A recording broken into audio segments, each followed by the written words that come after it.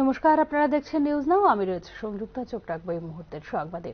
জনজাতি গোষ্ঠীর জন্য আগামী দিনে আরো শক্তিশালী করা হবে ককবরক ভাষাকে। এক্ষেত্রে ককবরককে দেওয়া হয়েছে অগ্রাধিকারের ভিত্তিতে গুরুত্ব। মূল এই ভাবনাকে সামনে রেখে উদযাপিত হল 47তম ককবরক ভাষা দিবস। ককবরক ভাষাকে প্রাথমিকতার ভিত্তিতে গুরুত্ব দেওয়ার মূল ভাবনাকে সামনে রেখে রবিবার অনুষ্ঠিত হল 47তম ককবরক ভাষা দিবস। এদিনের মূল অনুষ্ঠানটি আয়োজিত হয় রবীন্দ্র শতবার্ষিকী ভবনে। অনুষ্ঠানে বক্তব্য রাখতে গিয়ে উপজাতিদের শিক্ষা এবং সাংস্কৃতিক সম্প্রসারণের ক্ষেত্রে রাজ্য সরকারের বিশেষ গুরুত্বের কথা উল্লেখ করেন ককবরক ভাষা উন্নয়ন উপদেষ্টা কমিটির চেয়ারম্যান ডক্টর অতুল দেববর্মা। ককবরক ভাষার উন্নয়ন ও প্রসারে আন্তরিক রয়েছে বর্তমান সরকার বলেও এদিন উল্লেখ করেন ককবরক ভাষা উন্নয়ন উপদেষ্টা কমিটির চেয়ারম্যান ডক্টর অতুল দেববর্মা।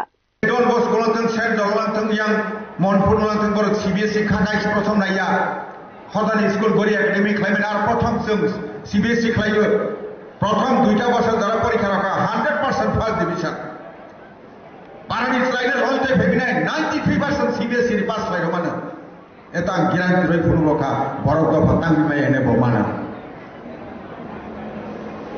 সারা পৃথিবীতে যদি চীন জাপান ও কুন্থাই বারা বড় দফা যদি গুলিরাই দমন কাকাই जों তাঙ্গি মাই এনেবা বনসম সময় তাঙ্গিনে মা ওখানে অবশ্যই जों খাই মানে পাইবি जों খাই মানে চীনা তাঙ্গ ক্ষমতা দं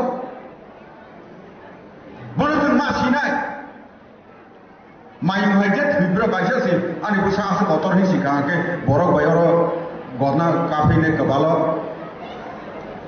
জাতো ইয়দা কুগে জিও খামলে হাই হকে ইন্ডিয়ানে বুসারুন নিশেদি নান্না এদিকে 47তম ককবরক দিবস উপলক্ষে রবিবার আগরতলায় আয়োজিত হয় বর্ণাঢ্য র্যালি। রবীন্দ্র শতবার্ষিকী ভবন থেকে র্যালিটি শুরু হয়ে পরিক্রমা করে শহরের বিভিন্ন পথ।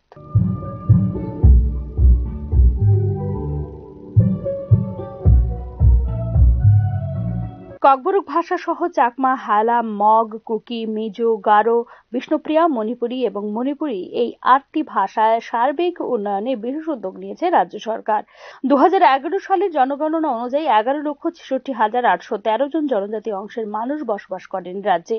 বর্তমানে এই 8টি ভাষার সর্বাঙ্গীন উন্নয়নে সংখ্যালঘু অংশের মানুষের ভাষার পাঠ্যপুস্তক তৈরি করা, এই ভাষাগুলো পড়ানো হয় এমন স্কুলের সংখ্যা বাড়ানো, ভাষাগুলোকে একটি বিষয় হিসেবে উচ্চ ক্লাসে উন্নীত করা, সাহিত্য পুস্তিকা প্রকাশ, সেমিনার, শিক্ষক প্রশিক্ষণ, কর্মশালা ও গবেষণার কাজ করেছে ককবরক ও অন্যান্য সংখ্যালঘু ভাষা উন্নয়ন দপ্তর।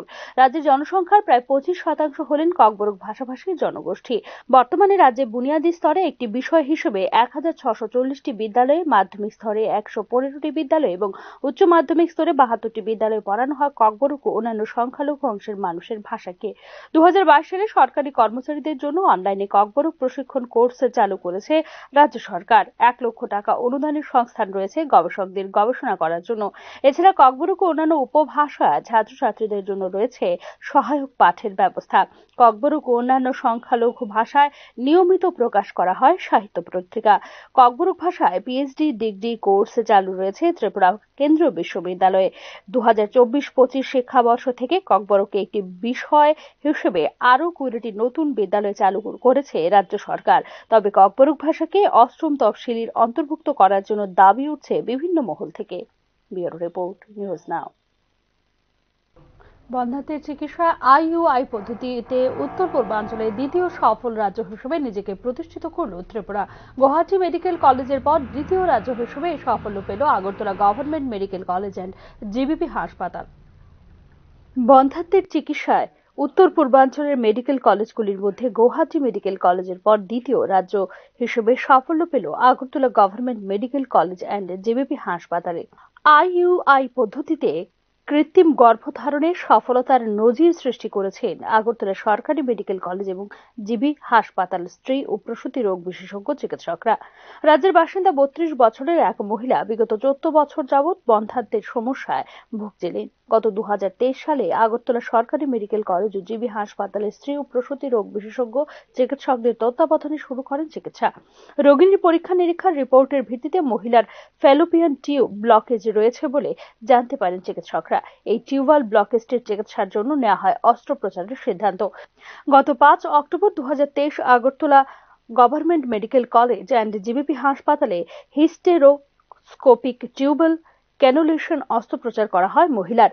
অস্ত্রোপচারে ছিলেন Agartala government medical college and JBP হাসপাতালের স্ত্রী ও প্রসূতি রোগ বিশেষজ্ঞ অ্যাসিস্ট্যান্ট প্রফেসর ডক্টর অভিজিৎ শীল, স্ত্রী ও প্রসূতি রোগ বিশেষজ্ঞ অ্যাসোসিয়েট প্রফেসর ডক্টর সলিল বিন্দু চক্রবর্তী এবং অ্যাসিস্ট্যান্ট প্রফেসর ডক্টর সুপর্ণা সূত্রধর। তারপর মহিলাকে বন্ধ্যাত্বের উন্নত চিকিৎসার ব্যবস্থা গ্রহণের পরামর্শ দেন স্ত্রী ও প্রসূতি রোগ বিশেষজ্ঞ চিকিৎসকগণ। এরপরই Agartala government medical college and JBP হাসপাতালে স্ত্রী ও প্রসূতি রোগ বিশেষজ্ঞ অ্যাসিস্ট্যান্ট প্রফেসর ডক্টর অভিজিৎ শীলের তত্ত্বাবধানেই ওনার বন্ধ্যাত্বের চিকিৎসা শুরু করার সিদ্ধান্ত নেয় সংশ্লিষ্ট মহিলা। এরপরই সংশ্লিষ্ট মহিলার পরবর্তী পর্যায়ের উন্নত চিকিৎসা প্রক্রিয়া শুরু করেন হাসপাতালের বিশেষজ্ঞ চিকিৎসকরা।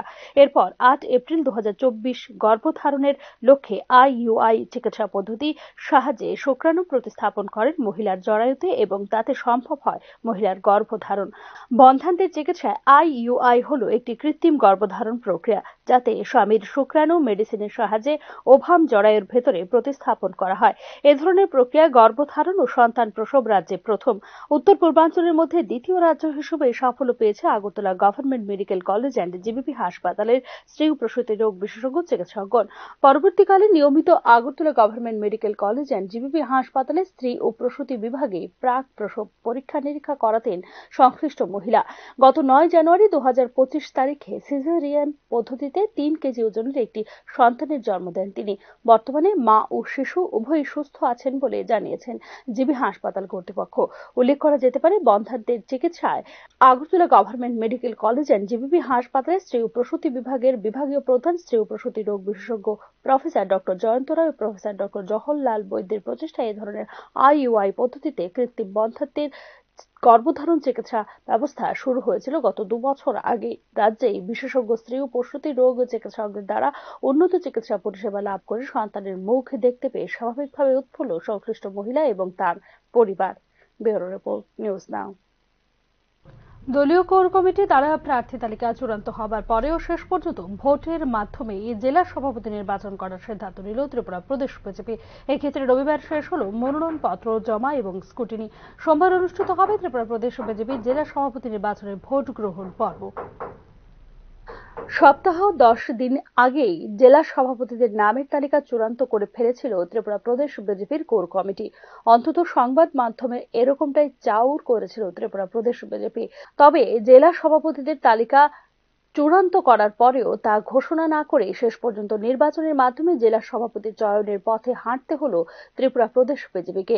জেলা সভাপতি হতে ইচ্ছুক প্রার্থীদের রবিবার বেলা 12টা থেকে 1টার মধ্যে মনোনয়নপত্র সংগ্রহ করে উল্লিখিত সময়ের মধ্যে জমা দেবার নির্দেশ দিয়েছিল ত্রিপুরা প্রদেশ বিজেপি। দলের নির্দেশ অনুযায়ী রবিবার নিজ নিজ জেলা কার্যালয় থেকে মনোনয়নপত্র নিয়ে একই জায়গায় জমা দেয় সংশ্লিষ্ট প্রার্থীরা। দাখিলকৃত মনোনয়নপত্রের স্ক্রুটিনি হয়ে যায় রবিবার বেলা 1টার পর। সোমবার বেলা 12টা থেকে শুরু হবে ত্রিপুরা প্রদেশ বিজেপির জেলা সভাপতি নির্বাচনের ভোট গ্রহণ প্রক্রিয়া। ভোটের ফলাফল তথা কোন জেলা থেকে কে সভাপতি নির্বাচিত হয়েছেন তা ঘোষণা হবে সোমবার বেলা 1টার পর। ত্রিপুরা প্রদেশ বিজেপির জেলা সভাপতি নির্বাচনে ভোট গ্রহণ পর্বে অংশ নেবেন মণ্ডল সভাপতি এবং মণ্ডল কাউন্সিলররা। এজন্যই প্রত্যেকটি মণ্ডলে একজন করে কাউন্সিলররা রয়েছেন যারা ভোটাধিকার প্রয়োগ করবেন। তবে তার সঙ্গে নবনিযুক্ত মণ্ডল সভাপতিরা ভোট দেবেন। যদিও ইতিপূর্বে মণ্ডল সভাপতি বাছাইয়ের সময় এভাবে নির্বাচন করে চূড়ান্ত করা হয়নি, মণ্ডল সভাপতি জানিয়ে প্রকারান্তরে প্রশ্ন তুলছেন দলেরই একাংশ কর্মী সমর্থকরা। উল্লেখ করা যেতে পারে, জেলা সভাপতির নামের তালিকা চূড়ান্ত করে সপ্তাহখানেক আগেই অনুষ্ঠিত হয়েছিল ত্রিপুরা প্রদেশ বিজেপির কোর কমিটির বৈঠক। ওই বৈঠকে উপস্থিত ছিলেন প্রদেশ প্রভারী ডক্টর রাজদীপ রায়, আসাম ত্রিপুরা সংগঠন মন্ত্রী রবীন্দ্র রাজু, প্রদেশ সভাপতি রাজীব ভট্টাচার্য সহ সংশ্লিষ্টরা। দীর্ঘ আলোচনা শেষে ওই বৈঠকটি 10টি জেলা সভাপতিদের নামের তালিকা চূড়ান্ত করা হয় বলে খবর চাউর করা হয় সংবাদ মাধ্যমগুলিতে। 2-1 দিনের মধ্যে জেলা সভাপতিদের তালিকা আনুষ্ঠানিকভাবে ঘোষণা করা হবে বলেও নন অফিসিয়াল বিবৃতি দিয়েছিল ত্রিপুরা প্রদেশ বিজেপির নেতৃত্ব। কিন্তু শেষ পর্যন্ত প্রার্থী চয়নের ক্ষেত্রে মনোনয়নের পথে না হেঁটে ভোটের মাধ্যমে নির্বাচনের পথে হাঁটতে হল ত্রিপুরা প্রদেশ বিজেপিকে। ব্যুরো রিপোর্ট, নিউজ নাও। এখনকার মতো সংবাদ এখানেই শেষ করছি। অন্যান্য আপডেটস পেতে চোখ রাখুন নিউজ নাও এর পর্দায়।